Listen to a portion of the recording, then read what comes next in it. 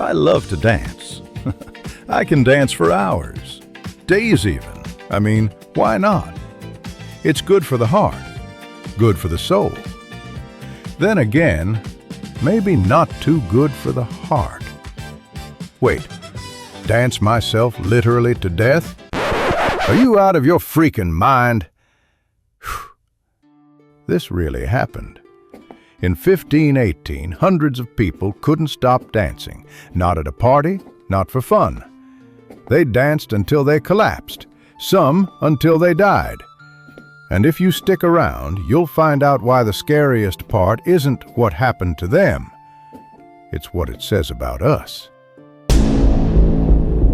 What the Strasbourg, July, hot, crowded. 16th century Europe at its sweaty, plague-adjacent finest. That's when she showed up. One woman, dancing alone in the street. No music, no crowd. Just wild, jerking movements, like her limbs had been hijacked by someone with no rhythm and a grudge.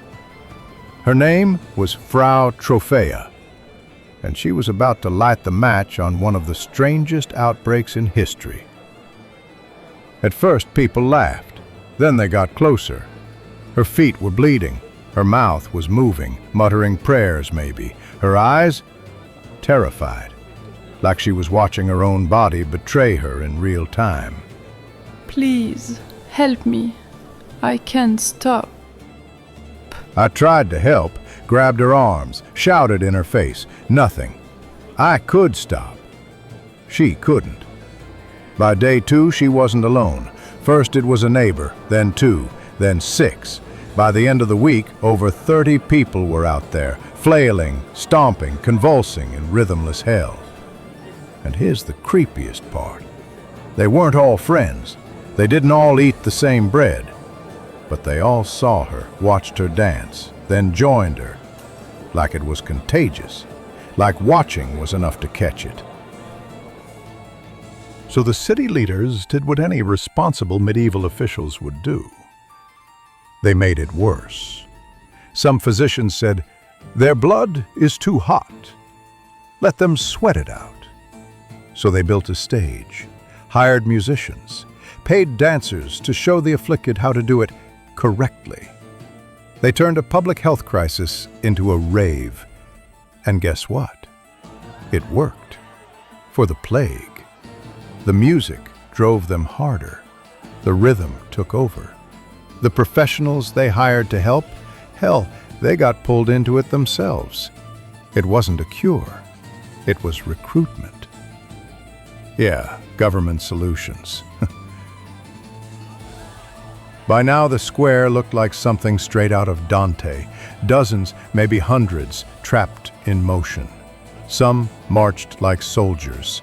Some spun like ballroom dancers with invisible partners. Others just collapsed mid-jig and kept twitching on the ground. Frau Troffea was still out there. Her dress was torn, her skin cracked and red from the heat. She was whispering again. Tell them to stop the music. Please. I can't stop. She didn't die on the spot, but plenty did. From exhaustion, heart attacks, dehydration. Some just shut down. No more expression, no more will.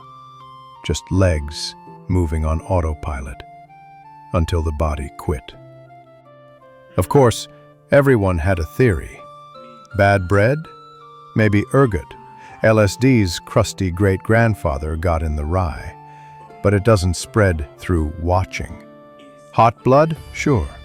Because nothing says good science like leeches and guesswork. Demons? Classic.